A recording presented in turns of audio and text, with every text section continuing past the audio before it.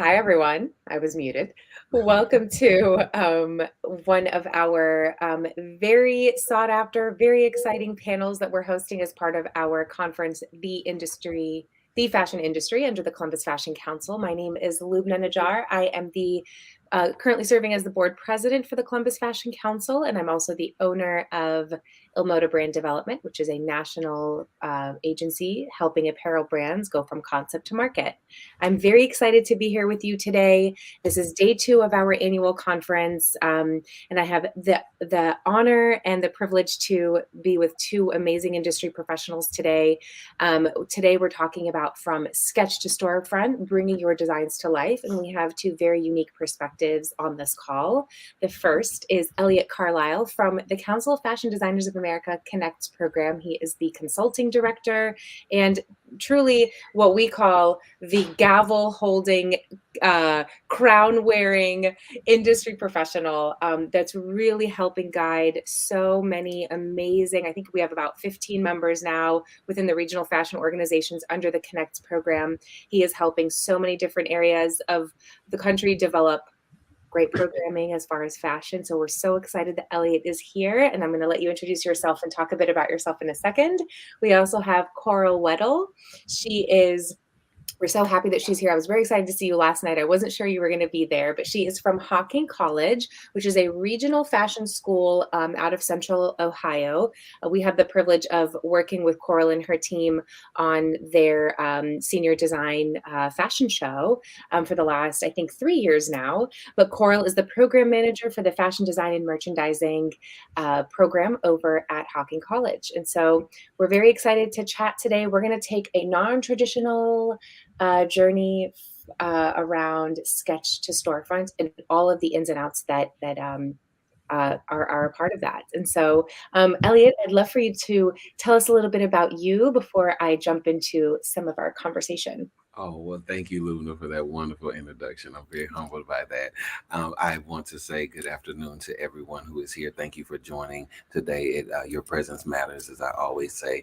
My name again is Elliot Carlisle, and I'm the consulting director of CFDA Connects, and I oversee, as Luna said, 15 regional fashion organizations that are a part of our Connects program, and we help support them through access, resources, professional development programming, master classes, and workshops, which many of you hopefully have been a part of at some point in time. If not, we have some coming up. Actually, we have one next month that you can participate in, and you can find out more information about that workshop right through the Columbus Fashion Council and Lubna and Tommy.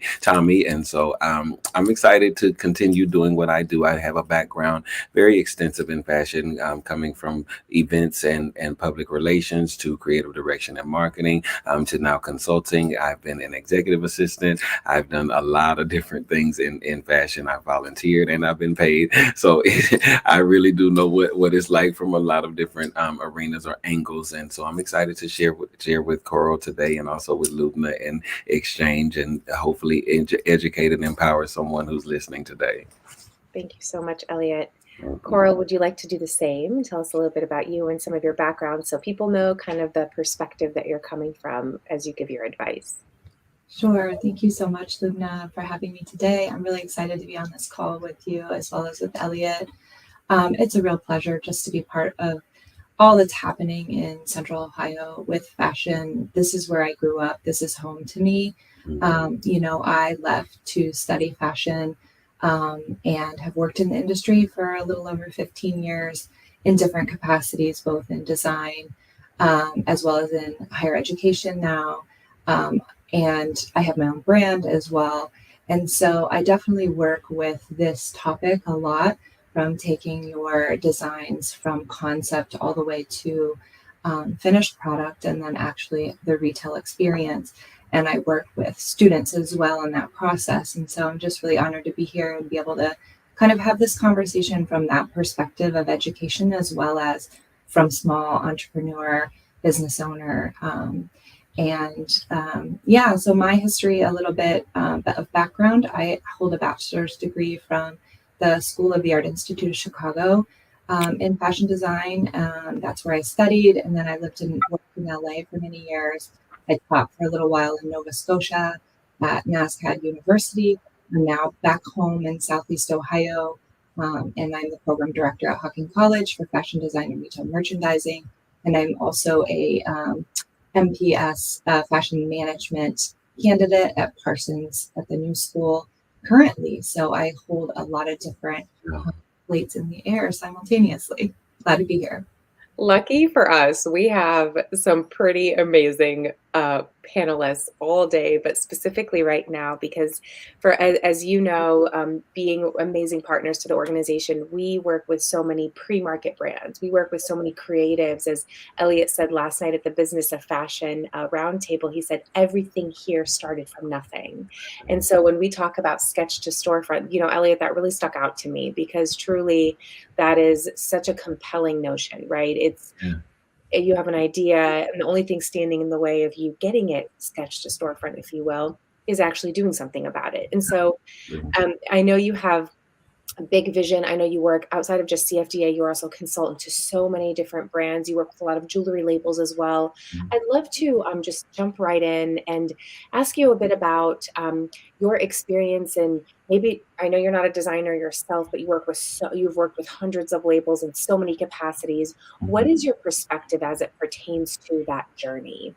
That's a really great point to start with me. I'm really, and I didn't know where you were going to start, but I have to tell you that's a really interesting point for me personally, because in my career, and this is not just working with designers, most people that have come to me in business, Lubna, truly are people that have already been doing what they've been doing for a period of time. Actually, I would say that they're pretty successful in what they've been doing by the time that they get to me, and I find myself having to work backwards with them, and go back and implement the things that should have been implemented in the beginning that they didn't think about.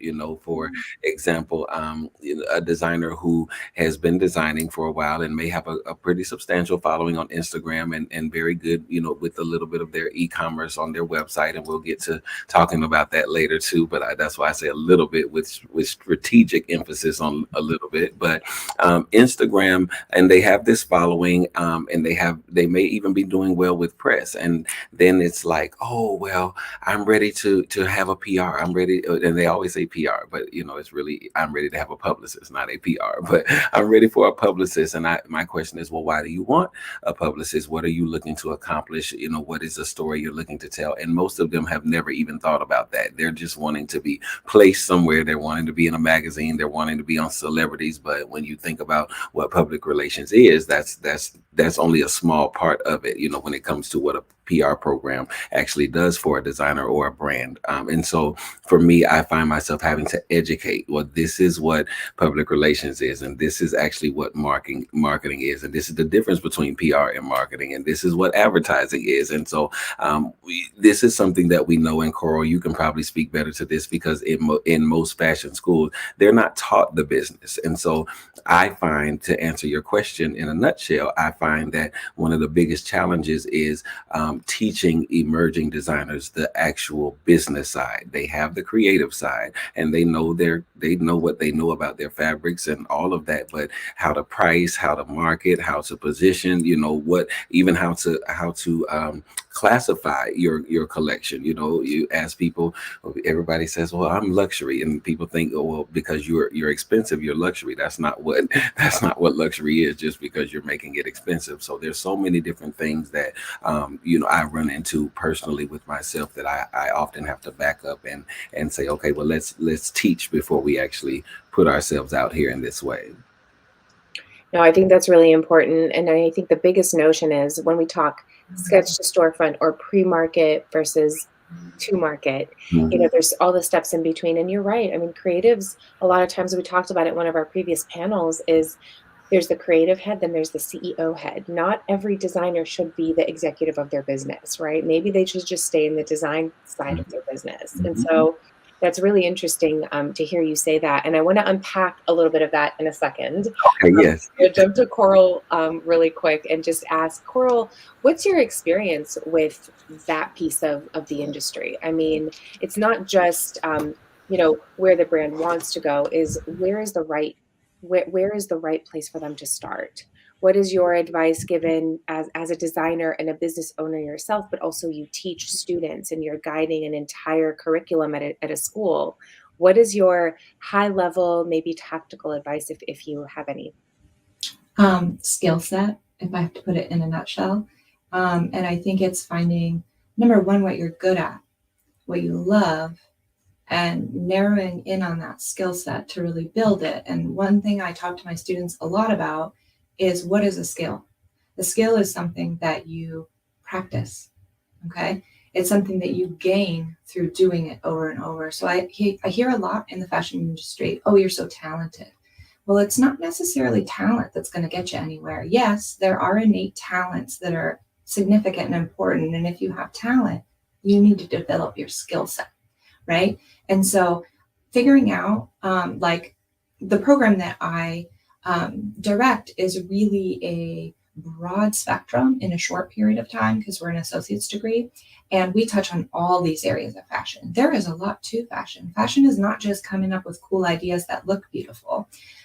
Imagination is a really big part of it, creativity and all of that. But like you guys said, there's this whole other piece. There's the technical skill set. There's the, business side of this. And there's so much in between. I mean, I can't just put it succinctly, right? It's a huge industry. And so you have to find, as a student, someone entering this industry, you have to find what you're good at. And then you need to fill in the blanks with people that are good at the other things. You're not going to necessarily be good at all of it, but all of it is important to take something from ideation all the way to successful retail product. Oof, that was such gold mine comments, right, Elliot? We're both like, I was just like, she really came through just now. Like, she really did. And I wanted to say, Carl, I did not know this. I don't think I knew this about you, and forgive me if I did and I forgot, but we have the same alma mater. I went to, I did not know that. Wonderful. Institute as well. Well, would you look at that? All found at the Columbus Fashion Council. There's my shameless plug. Elliot, what's your, when you said earlier, a lot of times when brands come to you and creatives come to you, you have to sort of reverse engineer what they've done in order to help them build, scale, and grow. Yes.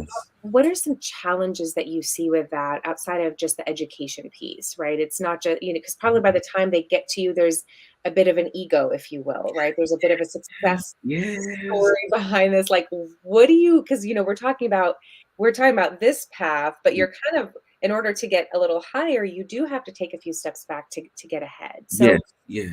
Can you speak a bit more to that without, sharing any proprietary information? But we'd love to talk a little bit more about that. One of the things is it's the lack of awareness, and I don't want to be offensive to anybody who's listening, but this is a serious conversation that we have at this level, whatever we want to classify this level as. But there's a lack of awareness, which is why these things are so important. These types of roundtables and these virtual events are so important because the creative side of the business does not always connect to the professional side, even though they're always connected. And so what I find is that there's just so many things that designers don't know. For instance, the Council of Fashion Designers of America, the CFDA. I cannot tell you how many designers I meet that don't know that there's a Council of Fashion Designers of America. And then the resources that they provide, not just that they do awards, because I think across the country, many people are aware of the CFDA awards, but they do things outside and beyond the awards, all year long. And so there's that. And then there's the education of the history of fashion, or the business of fashion, because people think of fashion as an art form, and it is. But when I say fashion, I'm talking about a business system, a business enterprise and industry. And so there's so many different elements, intellectual property, or even law, or designers that really have been out here designing. And I hope if anybody's listening that you are not one of them, but that you go start to work on that today, who has never actually formed their business as a legal entity. Their business isn't an actual LLC or an S corp or a corporation or whatever you choose to formulate as, but they haven't done that. They've just been designing and put up a site and put up a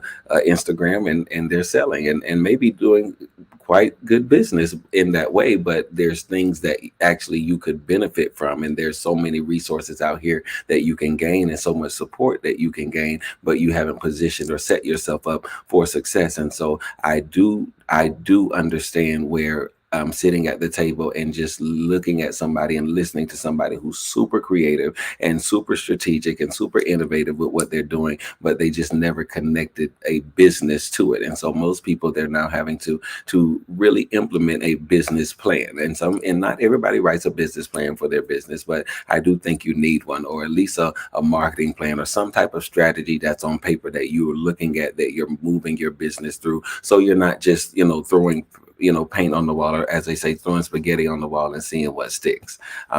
Because that's often where creatives are. And as creatives, we do that. That's what we do. We try things, we innovate. I'm going to try this, or a customer asked for that, or I'm going to try that. I want to use this fabric. And so you're just thinking about all of these different things that you can do, especially when you are a startup business or a small business, because you're in control. But you have to think about where you're going to take your business, and where your business is going to go when you can no longer be in control of every element, and put systems in place that you can institute, or you can influence, but that are supported by other even professionals or other team members, but it actually will help scale you. Mhm. I just want to say, I mean, I know I keep saying this, but everything you say, I want to just like unroll, right? Oh, So because it's I, so I go through, I'm I going know, through but many. it's so good, right? It's so, so good. And you commented on the services and the resource, because really CFDA, for those that don't know, is a nonprofit organization.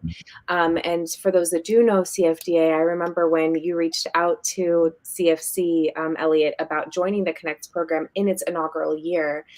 We were really interested. Of course, as soon as you hear CFDA, you're thinking, oh my gosh, we have to be involved. This is amazing. It's the stamp of approval for American fashion, right? Can you tell me a little bit about the value behind that? As you're talking about an ecosystem and a business system for a brand, what Mhm, does it mean to have that stamp of approval, if you will, or the connection to mhm. CFDA specifically? Well, you're talking about an organization that's been in existence now going into its 61st year. They just celebrated their 60th year last year, and it was started in 1942, I believe. I hope I'm not quoting that wrong, by Eleanor Lambert, who was a publicist at the time. So the CFDA was not actually even started by a designer. It was started by a publicist. And the reason why she started it, because she felt the need to promote fashion as art and culture, but she also felt there was a need for designers to be seen and have a voice and be known. And so, I mean, as a publicist, that's what I'll say we do. I'm an ex-publicist, but that's what we do. We storytell, and we want to make sure that the creators behind products are visible, and that people know they have voice and personality. And so she felt that early on, that the fashion, that was something missing from American fashion. And these were the days when Paris and London and Italy were really the power players at the time. And she felt that there was something valuable coming forward in American fashion, and she wanted to build something, or have a collective that represented that and that supported that. And so that's what you're looking at, that kind of legacy that you get to be a part of, even as a CFDA member, or to have this organization that has now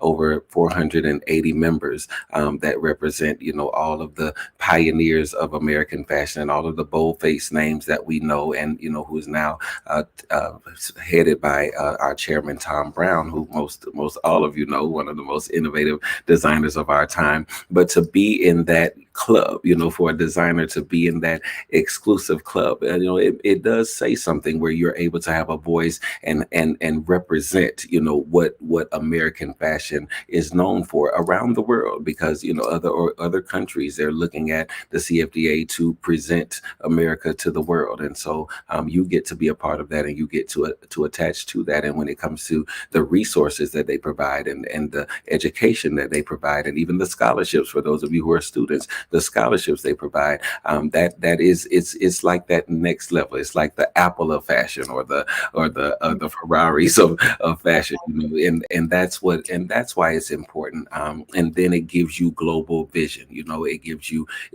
a worldwide or a 360 view of what's going on in fashion, to be connected to it, which is why Connects was so important, because I knew that there were barriers just based on geographical location, for people like in Columbus, Ohio, to know what's happening in the pulse of the business of American fashion and even the global economy. Yeah, I think it's so important. I mean, we've seen it in just the couple of years that the program has been going. We've connected with so many amazing regional fashion organizations, and we get to go to the national summit, the Yeah, CFA yeah, summit in June. Tommy and I are both attending that. I have the pleasure of moderating so one of the panels, and I'm so excited. Elliot keeps telling me there's a VIP on that list, and I was like, oh, it's not me. Oh, okay. Someone else. I'm just kidding. of course, you're a forever VIP. Excitement. But it's the excitement. It's not just about saying you're doing this, actually doing the work. And so I want to jump to Coral just for a few minutes to kind of unpack a little bit of that with you as a designer, as an instructor, as somebody who's also in continued education within yourself. What does that mean for you as you kind of you advise brands on their way from inception to storefront as students, and then the adjacent thought to that is, what is the value behind being connected to a CFDA or to a CFC outside of the obvious, of course, resource availability? I know that's kind of a two-part question, so have fun with it. Yeah, that's okay. This is a really nice segue, because one of the things that I really wanted to bring up in this conversation, especially with Elliot here, and what, CFC is doing as well, but this CFDA Connects program and, CFC and all of this that's happening right now, as well as the program that I direct at a community college, has a lot to do with access. Okay. Now, I grew up in a very low income Appalachian background. All right. I went away to school in Chicago for fashion. That was hard. That was a hard thing for my family to make happen financially. It was hard to figure out how to apply and get accepted to a school of that prestige. It was a huge mountain to climb. Now, I think that there are a lot of people in our region, Columbus and the periphery, and I want to talk a little bit about the overflow effect or the ripple effect that organizations like you guys have. Because yes, it's changing Columbus, but I get to see this ripple effect directly with my student body as well. So just being in proximity and in relationship and in partnership with some of your organizations, my students both directly and indirectly benefit from that access. Access is a big deal in this industry. It's a big deal in a lot of places, especially for those who are underserved. That can be racially, that can be financially, that can be regionally, that can be a lot of different things, right? We're in a really interesting pocket here in Southeast Ohio, and we do have a population of a lot of underserved individuals that could do amazing things within fashion if they have the access. So I think it's a really nice parallel having us all on this call together, because that was a piece I really wanted to talk about. Being able to enter at a community college level and have pathways that are guaranteed to get you from nothing to something, like Elliot said last night. All of this starts from nothing. And how do we create spaces that give access to build skill sets to create something out of nothing? And it starts with imagination. It starts with, ideas, creativity, and then that builds into something with all of these people and all of these resources that can become commerce. And fashion really, truly is that amazing meeting, that marriage of art and commerce, where it kind of all comes together from the creative aspect and moves it into business and invigorates communities through economics. So I don't know if I really answered your question, but I just wanted to bring up access. No, I love that, because really, to have the opportunity to be able to take advantage of an opportunity, you have to have access to the opportunity. And that makes so much sense. Something that I would love, Aditi, who's the owner of Spice Age, she's our sponsor. She's running the back end of this StreamYard. I want her to take note of what you said about the ripple effect, because I would love for us to be able to talk about that as it pertains to the work we're doing, the impact that we're making. And correct me if I'm wrong, Coral, but how didn't your program like double in size in the last couple of years? So when you talk about ripple effect, I had the pleasure of coming to your school a couple of years, I think last year actually, to speak to some of your students, and I loved so much how you are teaching them and how you're talking to them and how they're curious, they want to know. Outside of these classes and these programs that you're affording to them, they don't have anybody else to ask, and now they have a pathway to Columbus, which is the big city nearby. And through CFDA Connects and all the other access points that Elliot himself is working on, we have an access to other regional fashion organizations. And so, Elliot, I guess my question for you is, I know you deal with so many talent, you meet with so many people, you travel to all the different RFOs. You recently were in Kansas City, you've been in Texas, you've been in so many of the different regions.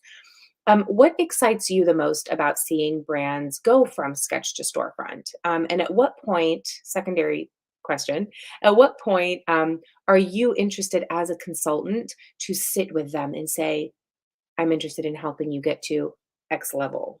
I know that's probably a big question, the second part, but go ahead. You're muted. Sorry. There Okay, you go. go back to the first part one more time and say it slow. Okay. Yes. So the first thought essentially is, what excites you the most about seeing designers go from sketch to storefront? Like, what, given that you're working with so many RFOs? I would say because you get to see a journey. I am a person who has built something from nothing. I'm a person who knows that journey, never from design, of course, but from programming and from organizations and even just my own creative ideas. When I was doing a party or some type of industry gathering that just came to me to do. I know the challenges that lie in wait for someone, building something without access, without resources, without support many times. And so to see someone start in that place and then see them actually get support, engage it the right way, because there is a difference, because sometimes there are people that we work with or creatives that you work with that you do try to support and they don't receive the support in the way that you would desire them to receive it, or engage it in the way that you would desire it to be engaged. And that matters to situations and circumstance sometimes. So when you do get to see that, it's fulfilling because you feel like you're a part of it in some way. It's not yours, but to see a baby, come through the womb and stand on two legs and be healthy, and to see it grow and go to school and you know what I'm saying, and get friends and take on this whole life. I mean, I think of a friend of mine, a very good friend of mine. Her name is Renat Brodat. She was an emerging designer back in 2014, 15. We met, and I was her first publicist at the time. And since then, Renat, many of you may recognize her name. She was on Amazon's Making the Cut on there, and she did very well on the show. And she's gone on to do so many different things. I don't work with her anymore, represent her anymore, but we're still really good friends to this day. And every time I go to her show, or every time I go to an event that she does, I'm just like, man, I remember when we were talking and we met on Skype. I mean, that shows you how long ago it was. Our first meeting was on Skype, and to see where she's gone, and we have so many stories that we can share. I tell you, if there was a camera following us around, we could make a movie by now with just the journey we've had in life. And so that's always rewarding. And for me personally, for someone to trust me with their baby, that's the thing that I always say. When you come to me with your brand, when you come to me with your idea, when you come to me with your vision, that's your baby. And so, to be trusted with someone's baby, you can't help celebrate that growth and success. Hmm. Yeah. I hear you completely, and I think you answered both questions in one, which was I very think I did. good. Okay. I wanna visit a very specific part of the discussion, which is sketch to storefront, idea to market. Obviously, Elliot, as you mentioned earlier, there's some brands that make a lot of money, sell a lot of goods, but don't necessarily need the prestige, if you will, the WWD approval, the Vogue advertorials. They don't necessarily need that. Mhm. And they don't necessarily, that's not who they're trying to be in the industry, right? But then Yeah. there are others that are. But I think the commonality is that they have to create a good product. Mhm. message be clear to its target customer. Mhm. And then, of course, study this evolving customer, right? As we know, fashion changes people, the culture changes fashion, fashion changes culture. Um, Mhm. but the commonality between, regardless of what path you want to go down, is learning how to price your product right, Yes, yes. learning how to get it into the right stores.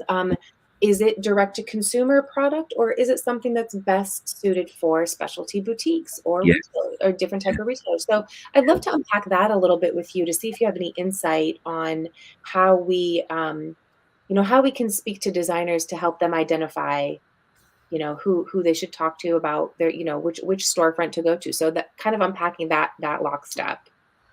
I think, can you hear me? We can hear you, but I think your video is frozen, but that's okay. You can keep going and Okay, I'll keep continue. going. I'm sorry, I don't know what happened with my You're screen. fine. It might just be a technical thing in StreamYard. So if you just keep going, it'll. Okay.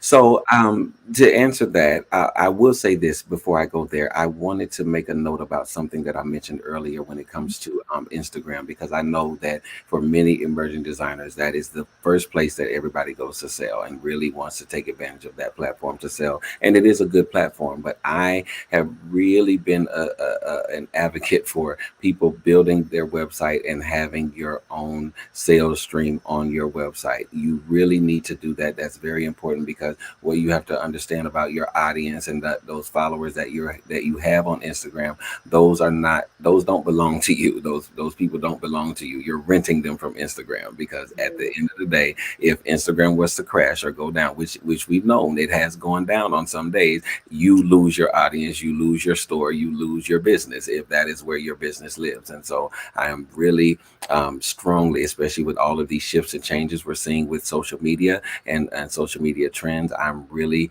advocating and telling people you need to go on your own platform. You need to build your own platform. So I just wanted to make sure I reiterated that.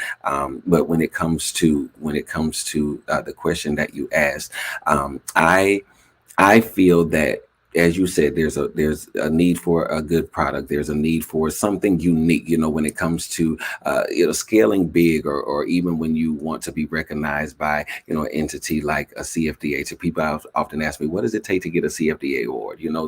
There's a particular unique something. There's a particular problem you need to solve in the market. What does not exist that you can bring, or what can you reinvent that is really signature? And I say that because that is what design is about. It's about solving problems. I learned that from a designer. And so it's like, if you can see that women are having issues finding this particular silhouette or this particular fit, what can I do? The plus size market, those who that's a huge market that a lot of designers are not catering to. And people are always getting upset with the stores, and people are always getting upset with all these other entities in the industry. And I'm like, it's not all these other entities, and it's not the stores. If the designers aren't designing for this market, if the designers aren't designing for this customer, then there's going to be no place for them. And so if you see that there's something that has not been done, there's even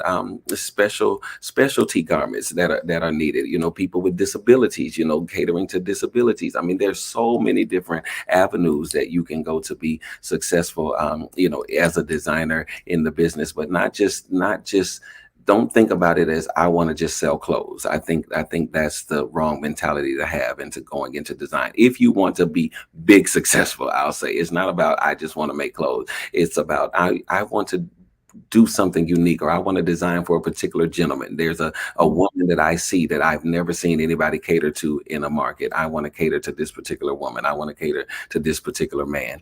And that's how you really see longevity and success in the business. Now, when it comes to, as you said, the type of business you want to have out the gate, you have to decide and define what success is for you. Not everybody's going to be, in Bergdorf's. Not everybody's going to be in Saks. Not everybody's going to be in Macy's. So you have to decide, where do you want to be, and be okay taking that journey to get to your place called there. But there's nothing wrong for the person who's listening, and you're like, I just want to have a boutique business. I want to be in, Columbus, Kentucky, and Dallas, Texas, and there's nothing wrong for that. And or you just, I only want to be in Columbus. I want to have a thriving boutique here, and I can have customers all around the world, but they have to come and get my either off off of my website, or they have to come visit me in Columbus. And there's nothing wrong with that. Yeah.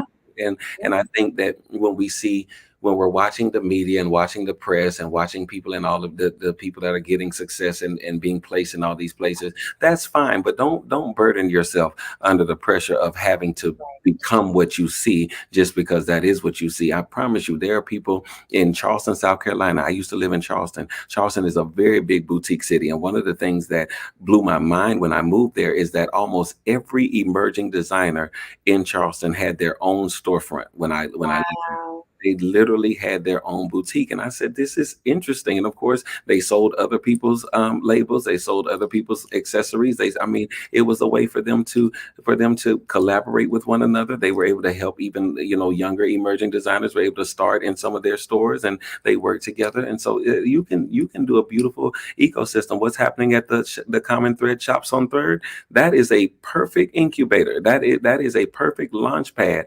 to go around the world. I mean, those shops, eventually I hope to see that you have to add space where there's going to be warehouses for all of the merchandise that the stores can't hold there directly, and you're doing shipping out of there. So the opportunities are endless, but you have to define what success is. Don't let the industry, don't let your friends, don't let any other consultants, or don't let anybody else define what success is for you. It is okay. Some of you aren't going to do ready to wear at all. You just want to do strictly made to measure.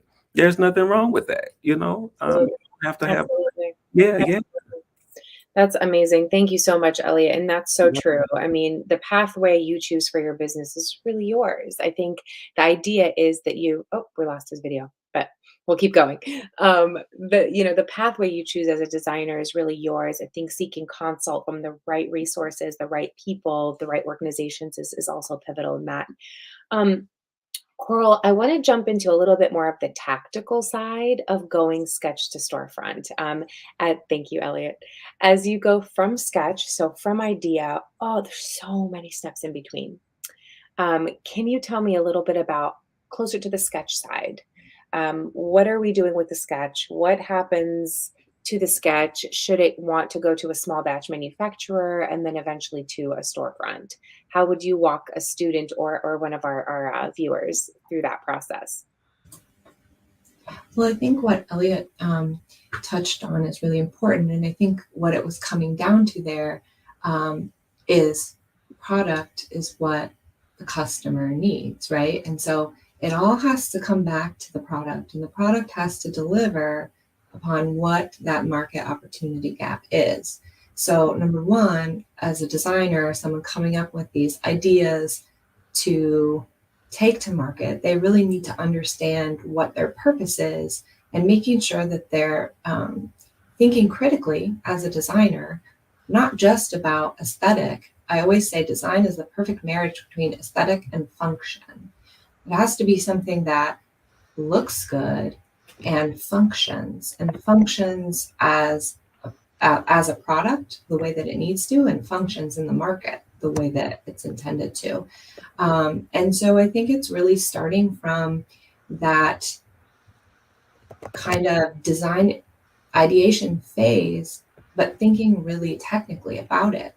What is this doing? How can I make this function and do the storytelling that it needs to do from the aesthetic perspective? And so that's going to differ from designer to designer. Sometimes that's going to just be sketching. Sometimes that's going to start with fabrication. Sometimes that's going to start from a more technical place of I've developed these, bodies or these patterns that work and fit, and I'm going to develop from there. So it's really going to depend on the designer and also where they're starting from.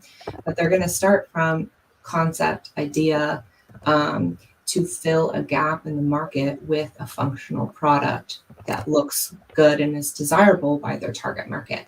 And so it's going to then develop along their process. And this is going to vary. It takes different courses for different makers and for different markets.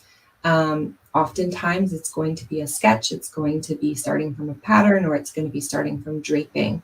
And then you're going to move into typically a sampling process, or maybe a 3D rendering process to cut out the waste that can happen with iterations of sampling in real material. But eventually you're going to come to some sort of sampling where you can actually use that as your sample for production to make too. And that might be in small batch production, or you might be going into a larger batch production, depending on your market again and your intentions. And small batch production is something that's happening a lot more here locally in the Midwest, and even within, Ohio, even mid and central Ohio.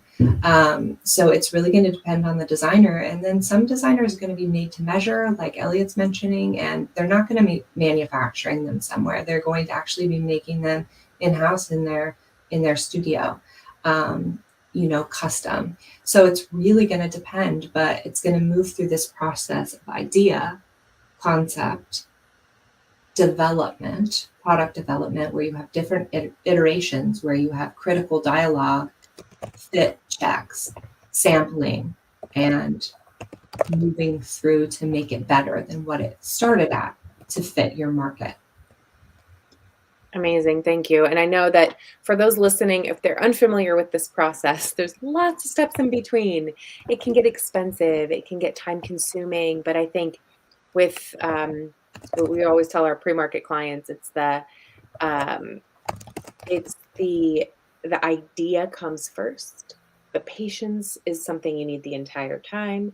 And also, it's an expensive process, but you really can kind of pace yourself as you go through all of those steps. Coral, thank you so much for explaining that.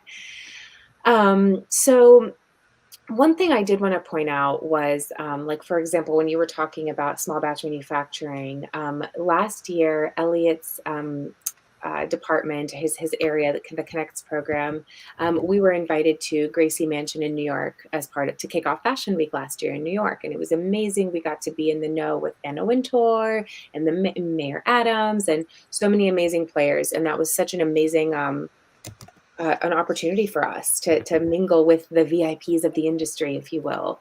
But again, it's not what it looks like you're doing, it's what you're actually doing. So in that room, I was able to meet Sally Lapointe, who is a CFDA member. Elliot and I talked about her yesterday at lunch. And I really enjoyed learning about, we just got into it. We kind of clicked and we got into it. And she's told me that, her team sends out lots of marketing emails. She does a lot of like color coding. She essentially sells by color book, right? Her materials are staples. Her fit is staple. Everything she does is by with color books, right? So you could see in one email full of yellows and golds. The next email is full of oranges and blues, right? So she's kind of playing on this visual component of the buyer's eye. But where I'm going with this is her atelier process. So she has a small sewing room in New York, and I don't know, Elliot, if you're familiar with her business model at all. Not so much. Okay, so she shared with me a really interesting thing. She said, obviously, my rent for my atelier is very high. My materials are very expensive. But the way that I'm able to mitigate some of that frivolous spending or unnecessary spending is the lead time on my product is just a little bit expanded. Whereas, so that I'm not, so say a marketing email goes out and she sells maybe 300 of this one blazer. She's only actually made 50 of that blazer prior to the email going out. They then chase the product. So, Elliot, I wanted to kind of, oh, go ahead. We were going to say something. Oh, no, that's interesting. No, I'm listening. Mm-hmm. So the idea is that one, it's in the sustainable sense is that she's not wasting any material. She's not wasting any fabric. She's not wasting any time either. She's also allowing her customer to tell her, we want more of this, right? If something is on back order, they let her know it's on back order. I know because I've purchased from her brand before.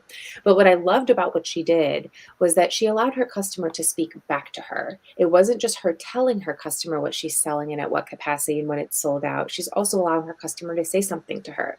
So my question for you, Elliot, is once a brand is ready to sell direct to consumer and they kind of, that's her business model, that's her sales model, that may evolve for her over time. I have no idea. It may not have always been that way. Do you have any advice for a designer once they are selling to their customer, they have a nice customer retention rate, they can, as your publicist and brand mind hat on, how do you communicate with your customer in a way that feels authentic to them, allowing them to speak to you by way of their shopping behavior?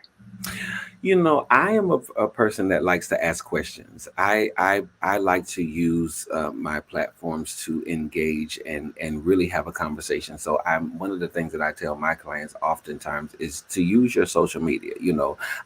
Ask questions, talk to them. Your designers want to hear from you. Do polls. Go live and actually let them hear from you. I was in a conversation. Fern Malice, as you all know, I used to work for her. She's the creator of New York Fashion Week, and she runs a series in New York at the 92nd Street Y called Fashion Icons. And I went in March to hear her speak with Michael Kors. She interviewed him, and one of the things that I was very surprised actually to hear from Michael Kors, as big as his business is, Michael said that one of the things that works for him in his business, and he still does. People don't know this, but he loves doing trunk shows.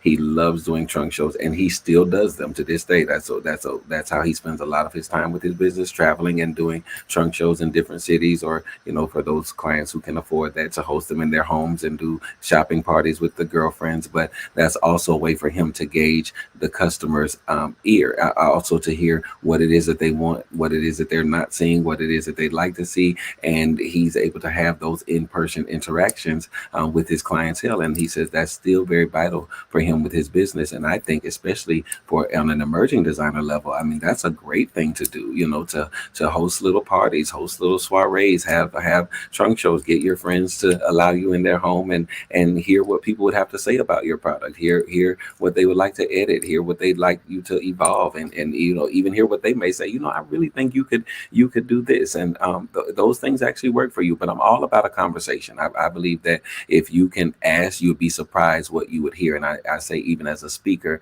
that you should listen twice as much as you speak. And so that's a strategy I give everybody in anything. Yeah. Mhm. That's interesting. I've never heard of his trunk shows before, so that's really good to know. Yeah, And I think I didn't know either. that's so good, and I think it's a real way to consistently speak to your customer. I know Capri Holdings owns Michael Kors now, who also owns Versace. They also own Jimmy Choo and a few other brands, and so it's interesting that they still have the autonomy in being able to do that. So if that's not a lesson learned for up and coming designers, to stay close to your customer, not let your head get too big as you reach success, I don't Mhm. know what is, right? Because Michael Kors is such a mainstream brand now, right? It's in Yeah, every and household. it's interesting that you even Yeah. mentioned Capri, because he talked about that, and he talked about why, Yeah. with the Versace, how that works. And he said, Mhm. actually, he doesn't really have much to do with it at all. He owns it, and he wants it to still have Yeah. its essence and its flair. They're just there to advise and support in any way they can. But he Hmm. says it's still very much Versace. They just own it. That's amazing. Thank you for sharing that, Elliot. You're such a wealth of knowledge. And for those that are watching live, this evening we have our closing party for the conference. It's at the Moxie at 6 p.m. and Elliot is our special guest, so you can we're allowing everybody to come say hi to him. He'll have a couple bodyguards around him, but you can come say No, hello. and it'll Um, be my first time at a Moxie. We have a Moxie in New York, and I've never even gone to it. I walk by yeah. it every time I'm in the city because it's right there where I come into the city. But I've never gone, so this will be my first Moxie experience. Moxie's a wonderful partner of Fashion Council. Their hotel is fashion themed. We've done quite a few activations with them in the past, and we're so grateful for their partnership. So I think you're really going to enjoy it, Elliot, and I'll be there with you. Amazing. But we have a couple minutes left. I would love to ask each of you if you'd like to have some final thoughts, anything you'd like to share with our audience. This is also available for replay, so it doesn't have to just be a live comment. It can be something for later if people need more information. Elliot, would you like to take a minute and say anything, and then Coral will do the same. Well, I'll just say I know these sessions they can often be a little overwhelming because there's so much information, especially when you have industry veterans like us. I say that humbly, that can share. But one of the things that I will say, always remember to do what's true to you. That is just something, because when you're listening to sessions like this, you're always kind of over you're overstimulated with information, and it's like, oh, I can try this, I can try this, I can try this. Even if you have all that, and for those who have been taking notes, you can write everything down. Just leave it there and only do what resonates with you, only do what speaks to you at the right time. That's very essential to your growth. You will not you won't overburden yourself, you won't stress yourself out. You'll be able to go at your own pace, and it's okay to grow slow.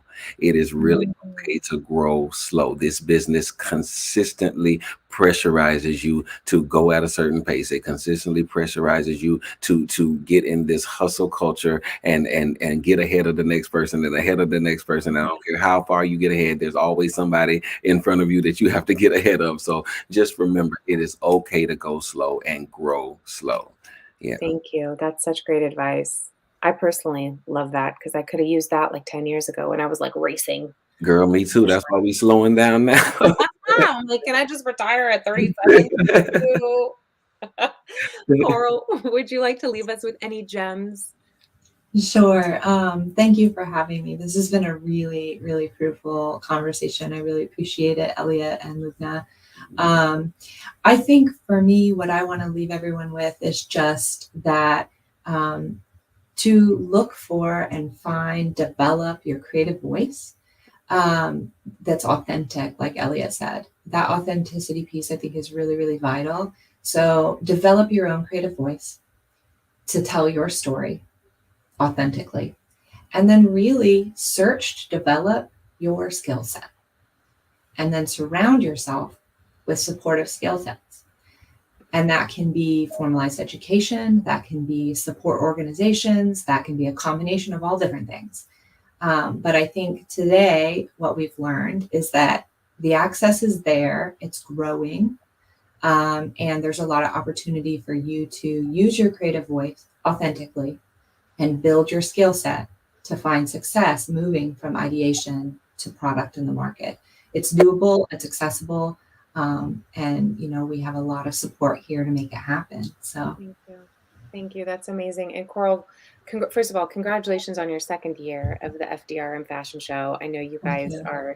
you have so much in the pipeline. We're so grateful to be your partner in it. And it goes without being said, but you are a part of that ripple that will continue to feed the community. And so congratulations to you and to your students and to your fellow instructor, Joe, who is on a few of our panels. You guys are just doing great work, and I'm grateful to be to be working with you.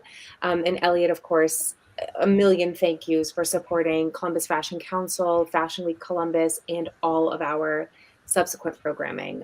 You're such a huge part of our future in every capacity. And I look forward to the rest of the conference and the rest of the week with you. Thank you, everybody, for joining. For those that want to learn more about the Columbus Fashion Council, please head over to columbusfashioncouncil.org. And then if you want to watch any of the replay for the conference, it's thefashionindustry.org.